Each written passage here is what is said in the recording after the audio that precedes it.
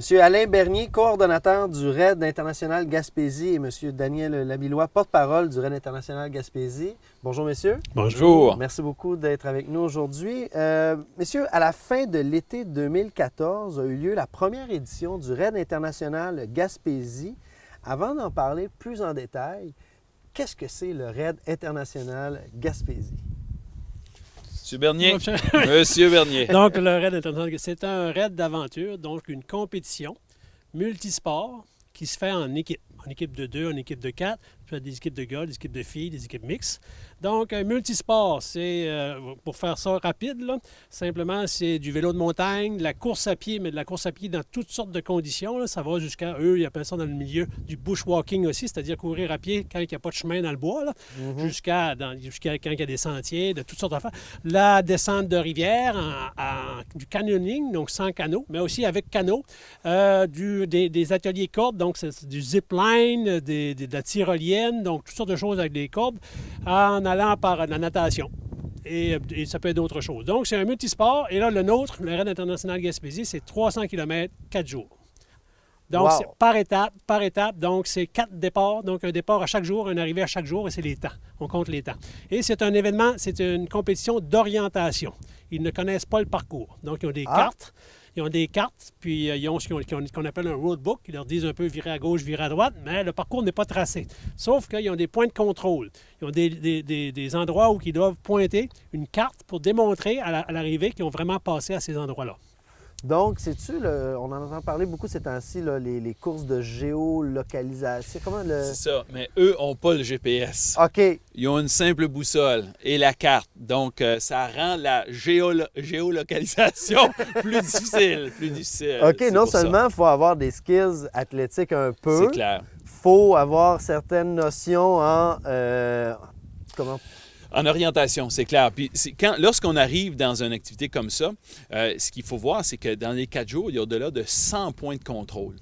Ce qui signifie que si j'arrive le premier à l'arrivée, à la fin de la journée, mais que je n'ai pas poinçonné tous les points de contrôle, mais là, quand je présente mon carnet, à ce moment-là, j'ai des pénalités. Puis les pénalités vont faire que là, à ce moment-là, je peux descendre dans le rang. Donc, c'est important de, oui, terminer dans les premiers, mais c'est important de faire l'ensemble des points de contrôle.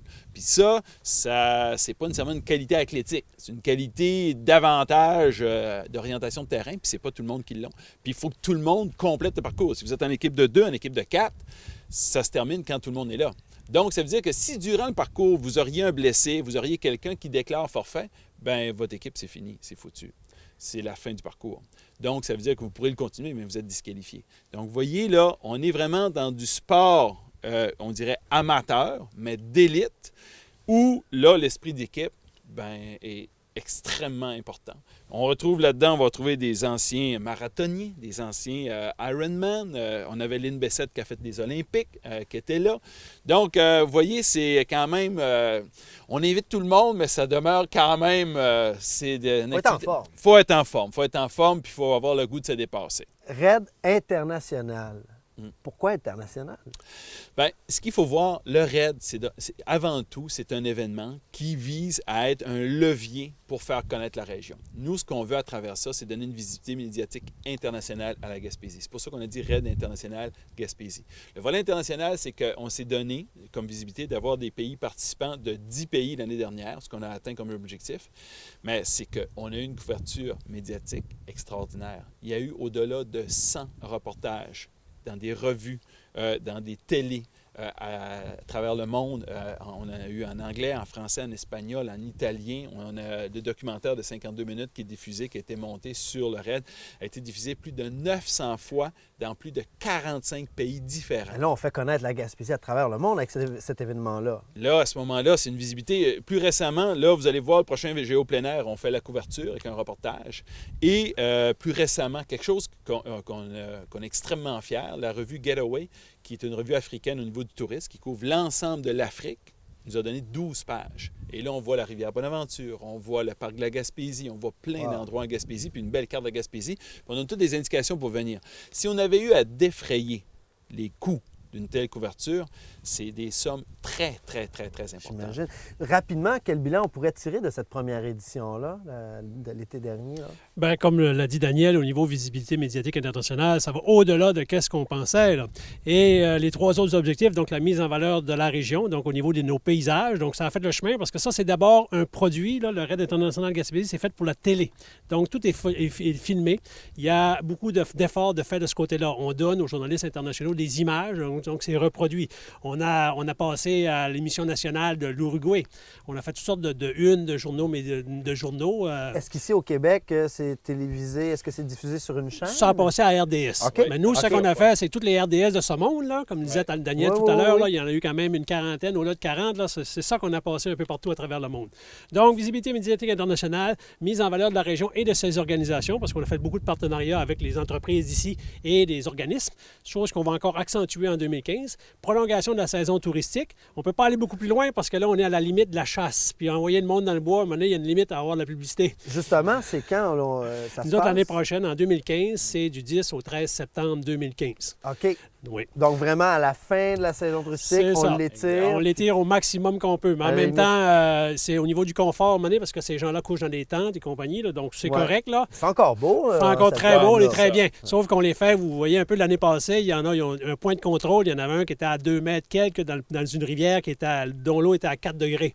OK. Alors, vous voyez un peu le niveau de difficulté. Là, on a été un peu à la limite. Là. C'est vivifiant. Et vivifiant. Et le dernier objectif, c'est la promotion des saines habitudes de vie. Donc, ce sont des gens très agréables. Et là, nous, on y va avec la jeunesse, puis aussi la population locale pour essayer justement de faire d'autres compétitions là, pour côtoyer ces gens-là. Qui s'inscrit au RAID, justement? Il faut être un peu plus fou que la normale. C'est un peu le premier critère qu'on a identifié. Il faut être un peu plus fou que la normale. Par la suite, il y a d'autres critères. Bon, on dit les qualités athlétiques, on dit l'orientation, l'esprit de collaboration, avoir des amis sur lesquels on a le goût de travailler ensemble, on a le goût de partager. Mais ce qui est la beauté de la chose, c'est le volet collaboratif. Parce que c'est du travail d'équipe. C'est du travail On ne d'équipe. peut pas s'inscrire tout seul. On ne peut pas s'inscrire tout seul. On s'inscrit à 2, on s'inscrit à 4, on s'inscrit une équipe de gars, une équipe de filles, mélangées. Dans le fond, toutes les possibilités sont possibles. Puis, à cette image-là, je vous dirais, moi, le raid de Prologue Jeunesse l'année dernière, le jeudi, au départ, ici, on avait 88 athlètes qui faisaient le raid, puis on avait 91 jeunes de la polyvalente de Grande-Rivière à Matapédia qui sont déplacés, qui sont venus faire, eux, un raid pour une journée en un plus petit parcours. Puis, les jeunes, à la fin de la journée, plusieurs nous ont dit « C'était la plus belle journée de ma vie. » Ça fait qu'on se dit, si on réussit à faire triper des jeunes comme ça, dans une activité comme ça, bien, je pense que pour des gens plus âgés, je pense qu'on a un produit qui peut être drôlement intéressant. Cette année, l'année dernière, on avait 2 équipes locales. On avait des gens ici de la Baie des Chaleurs, Gaston Berthelot, Michel Bugeaud, puis on avait notre ambassadeur Simon Côté de Gaspé. Mais cette année, on est déjà rendu à plus de 7 équipes locales. De la Gaspésie. De la Gaspésie. Donc, à ce moment-là, vous allez avoir des gens de bonne aventure. Vous allez en avoir jusqu'à tout plein, tout le long de la côte. On a même... puis là, c'est ça, le partenariat avec les écoles revient aussi. Ouais. On a déjà des jeunes de Saint-Anne-des-Monts qui vont être ici l'an prochain. On veut en avoir aussi du côté nord. Parce qu'on s'est dit, nous, c'était une première édition, mais la visée, c'est de donner de la visibilité à l'ensemble de la Gaspésie. Puis Oui. la belle image, c'est vraiment le reportage de Galloway, le reportage de la revue africaine, où on présente la carte, on présente tous les points, la péninsule, comment se rendre en Gaspésie. Donc, oui, ça se passe ici, mais on se déplace. Dans le RAID international, il y a un volet RAID jeunesse. Vous venez juste d'en parler. Oui. Donc, ça fait partie des activités, mettons, du RAID? C'est un mini-raid qui est en parallèle pour les jeunes secondaires. Qui dure une Qui dure une journée. Parce que là, les jeunes partent le matin en autobus, puis ils retournent le soir. Puis c'est ça. On leur fait vivre. L'année dernière, ils ont fait du vélo, ils ont fait du canot. Certains ont versé. Ils ont fait de la course, de l'orientation. Ils n'ont pas tous trouvé les points.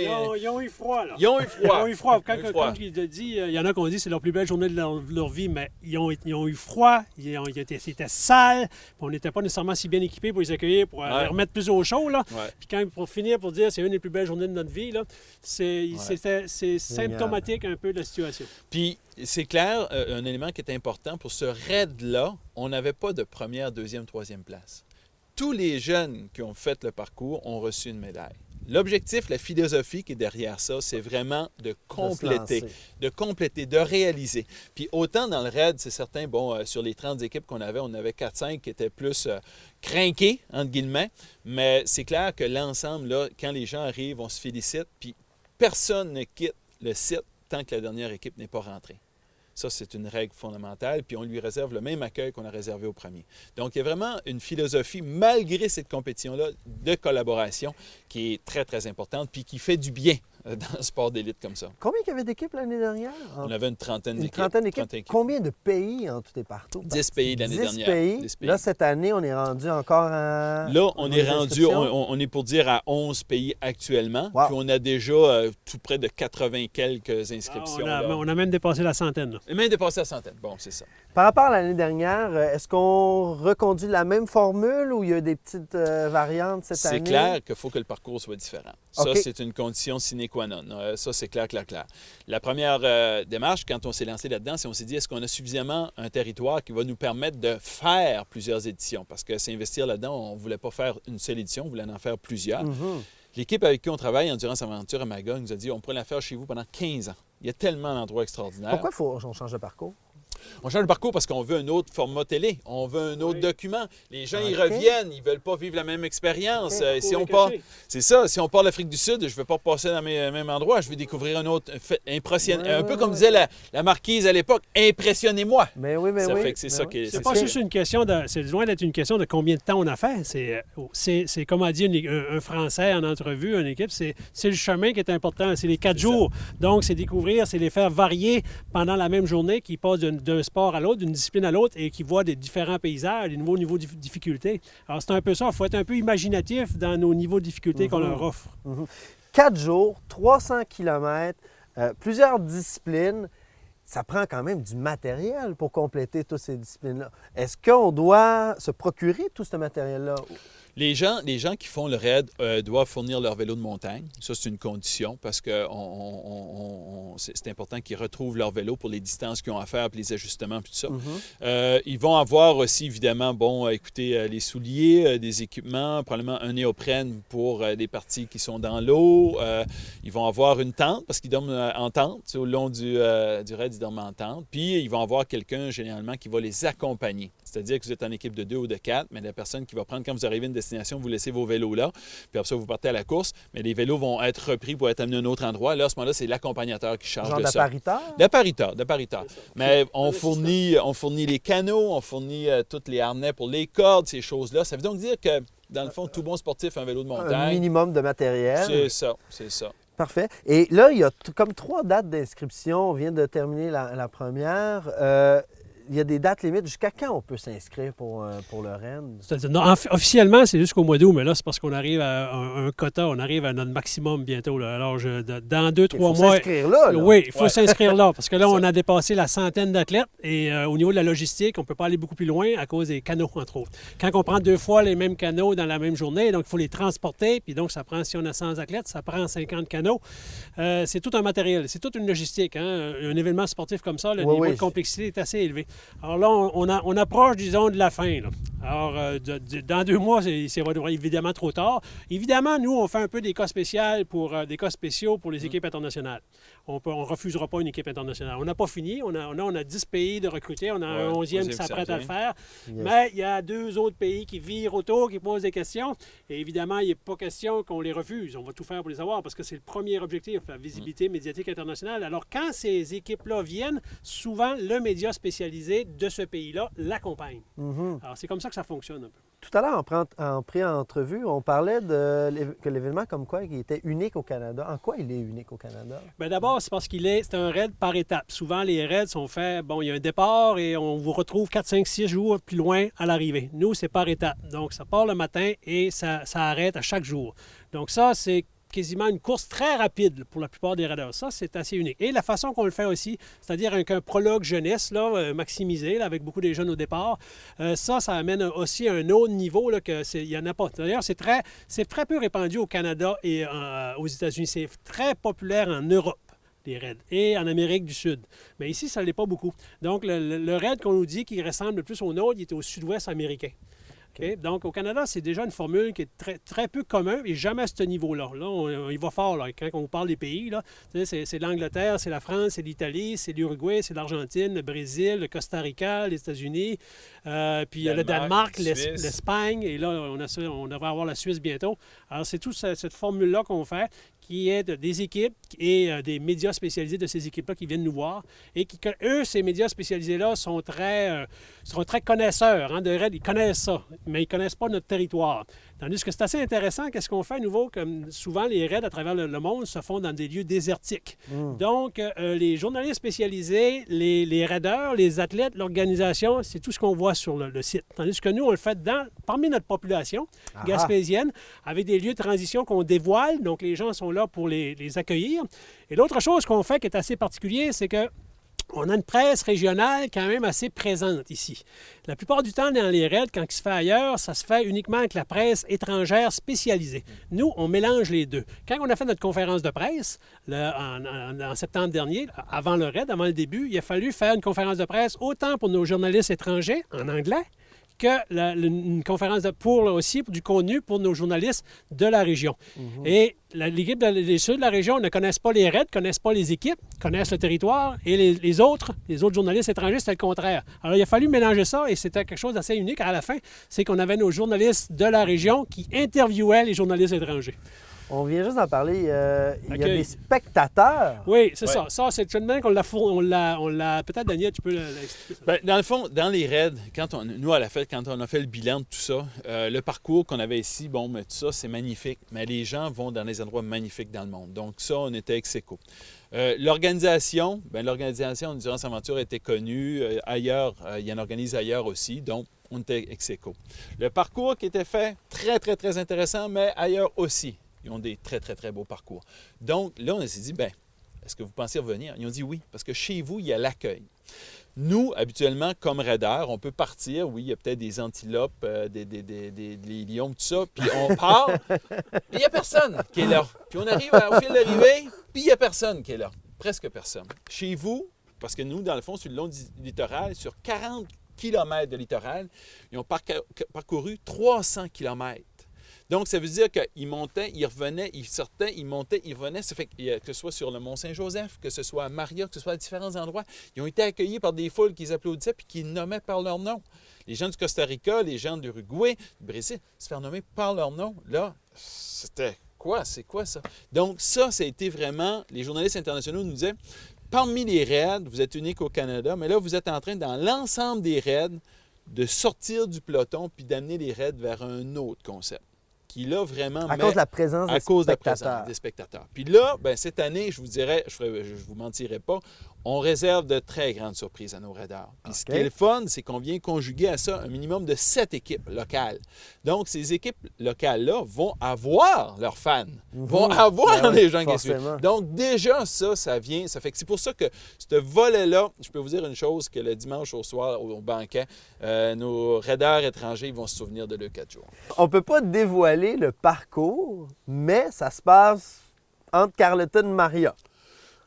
Cette année, le parcours, nous, c'est clair que oui, il y a des questions de logistique, mais comme on disait tout à l'heure, compte tenu que c'est des étapes, à la fin d'une journée, on peut transporter les raideurs à un autre endroit. Puis c'est certain que cette année, il va y avoir une partie qui va être, je dirais, probablement cette année, il y a un coin qui est plus dans l'ouest. Dans l'ouest, environ 1 heure d'ici, là. Environ 1 heure, où ils vont passer une journée. Puis il semblerait qu'ils ont des belles rivières dans ce coin-là. Ouais. Donc, ça va être une partie. C'est certain que les autres années, nous, l'objectif, c'est vraiment qu'on promène l'événement, on fait découvrir des coins. Puis c'est toujours, l'important, c'est de retenir que le raid est fait pour la télé. Hein? Oui. Donc, quand on fait le parcours, nous, on a une préoccupation toujours. Si on fait passer les raideurs entre telle heure et telle heure là, où va être le soleil? Quel est le meilleur angle de caméra? Qu'est-ce qui va faire que l'image va être extraordinaire pour qu'on puisse faire un montage de 52 minutes autour de ça? Donc, eux vont faire « wow », mais il faut que la personne chez elle, qu'elle soit en Russie, qu'elle soit en Finlande, en Italie, au Brésil, partout, il faut qu'elle fasse « wow » aussi. Ça, c'est bien important. Messieurs, vous m'avez convaincu. Je veux m'inscrire. Excellent! Comment ça... Excellent! Comment on procède? Bon, on va sur le site raidinternationalgaspésie.com. Tout est là. Toutes les informations donc, sont là. Même sur les gens qui veulent aussi être bénévoles. Parce que là, on va avoir besoin peut-être d'une centaine de bénévoles cette année. Là. OK. Donc, tout se passe sur ce site-là. Donc, ceux qui veulent s'inscrire, qu'ils soient habitants des Japonais ou venant du monde de Sainte-Godefroy, s'ils veulent s'inscrire, ça se passe tout sur le site. Le site est bilingue. Et s'ils veulent être bénévoles et compagnie, les journalistes étrangers, c'est là que ça va aussi. Ça se passe, tout est là au complet, toutes les informations sont là. Puis une chose importante aussi à dire, c'est que lorsqu'on regarde ça, puis on se dit, bien, il y a le 300 km, il y a 150 km aussi. Il y a 2 parcours. Donc, c'est le même parcours, c'est 4 jours quand même, c'est un peu moins distant. Si on se dit, je ne suis pas prêt cette année, puis j'aimerais ça découvrir un peu, là, à ce moment-là, vous nous le dites.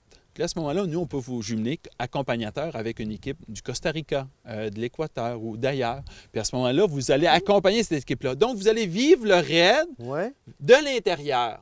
Puis vous allez pouvoir voir un peu. L'année dernière, on a des gens qui ont fait ça. Puis on a des gens, si vous parlez espagnol, si vous parlez anglais, à ce moment-là, on peut vous jumeler avec des équipes étrangères. Parce accompagnateurs. Parce que ces gens-là, venir ici, si on prend l'exemple l'Afrique du Sud, si on prend l'Uruguay, c'est des sommes importantes. Dire, là, vous venez juste pour accompagner, bien, c'est pas nécessairement évident. Donc, à ce moment-là, on leur offre le service d'accompagnateur local. Okay. Donc, à ce moment-là, des gens qui voudraient vivre pendant les 4 jours, on vous présente dans l'équipe, comme si vous faites partie de l'équipe, puis vous suivez le parcours, puis vous êtes au banquet dimanche. Il y a de l'ouvrage d'accompagnateur, là. Ouais. C'est pour ça que c'est une formule unique au Canada, entre autres. C'est que nous, on a un accompagnateur. Donc, il y a quelqu'un qui est véhiculé, qui traîne les affaires, qui traîne la tente, qui traîne la nourriture, les pièces vélos de rechange et tout ça, qui traîne tout ça, et il arrive au bon endroit. Parce que lui ici, il faut qu'il sache lire des cartes.